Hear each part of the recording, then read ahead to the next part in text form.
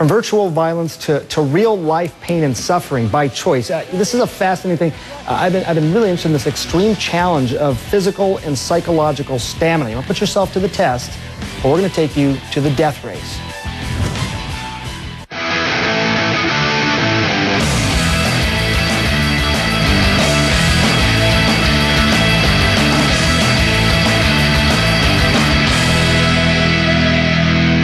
As you may know, I'm training for the New York City Triathlon next month. It's part of our Fit Nation Challenge. Now, I've been pretty proud that I've made this change in my life. I started doing this when I turned 40 last year, but then I heard about this thing called the Death Race Challenge. Now, as a starting point for this extreme obstacle course, they say your time doesn't even matter. You simply have to make it to the finish line. Bruce Allentuck is a landscape contractor in Clarksburg, Maryland. But he's not putting these logs in anyone's yard. Bruce is 46, an accomplished triathlete, and now he's training for something called the Death Race. When I started out, I was carrying a log through the woods for as long as I could, sometimes, 6 hours, 6 miles, whatever. Carried truck tires through creeks, packs of sand, 30, 40, 50 pounds of sand.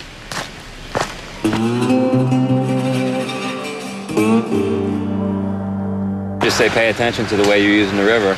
Joe DeCina created the Death Race. For one weekend every summer, he and Andy Weinberg transformed the serene Vermont countryside into a true test of willpower. A lot of people dream, they think they could have been Navy SEALs, they could have been in the Tour de France, they could have did this, they could have did that. Here's your chance. It's an extreme test and can last 30 hours or more. You also have to think quick on your feet. In past races, competitors learned Greek phrases, split wood, and crawled under barbed wire. Year to year, it's never the same. There it is, my man.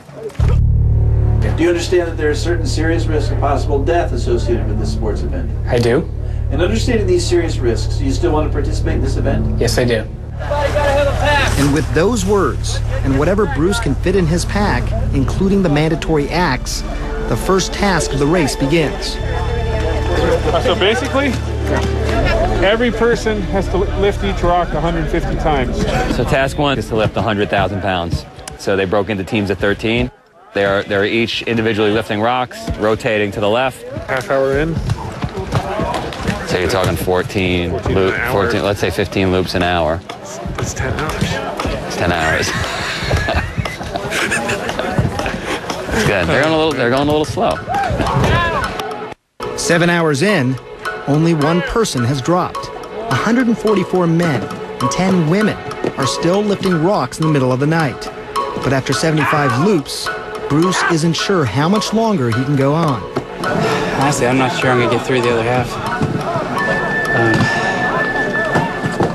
I didn't count on all this repetitive lifting. It is not my strength. These rocks are over half my weight. We are all meeting right where I am after you clean up your pile, put it around your pipe and your hay bale, and we're headed out.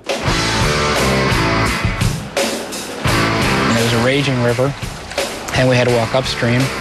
It was complete dark. There was no moon that night. In fact, it rained pretty much from the beginning of the race.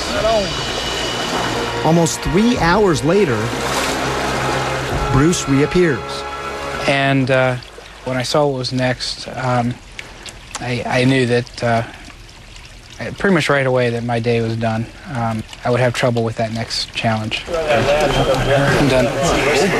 The task was to pull yourself across on a rope, still carrying a pack, come out of the pond, go up a 50-degree slope, muddy at this point.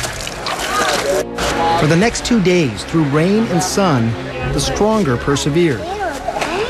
Ultimately, 45 hours after it all began, 35 athletes were left standing. By then, Bruce was already back home in Maryland, but he doesn't see defeat. I would have loved to have gotten further. I would love to have finished. But I was proud of where I got to. I was proud of even getting to the race and being there. He lives to race again. Now, Bruce says he'd like to head back to Vermont next year and give it another go. Would you do that? Yikes. Good luck, Bruce.